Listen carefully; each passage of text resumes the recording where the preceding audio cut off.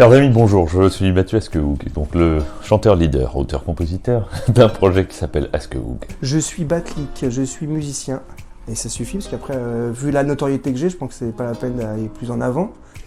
Bonjour, je m'appelle Jules Davarski et j'ai été un des parrains dans l'édition 2017 du Megaphone Tour. C'était suite à un pari.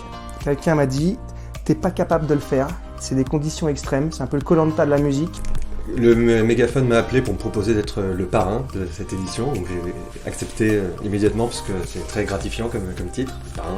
Bon, il y a des gens qu'on rencontre dans le métier, on va faire un bout de route avec eux, puis après on disparaît dans la nature, on fait d'autres choses.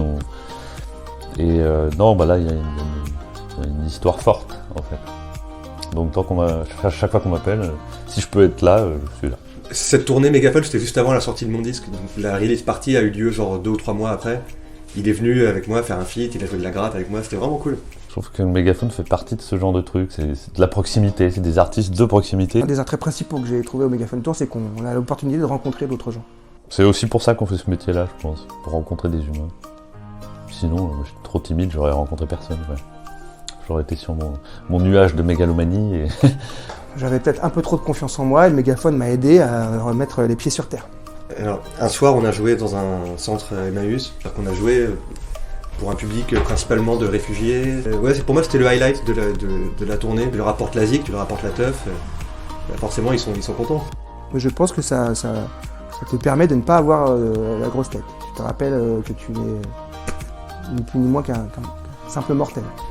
Mais c'est une super école, je pense, pour les autres, pour les filleuls, d'arriver dans n'importe quelle condition, de se démerder. Il y a des formations, ça reste toujours l'aspect théorique du métier. Et le Megaphone, c'est vraiment de la pratique, c'est un stage. On fait un stage de chanteur. Et quand on a son diplôme de Megaphone, on sait un peu mieux faire son métier de chanteur, je trouve. On ne naît pas en sachant le faire, quoi. Ça demande un peu de...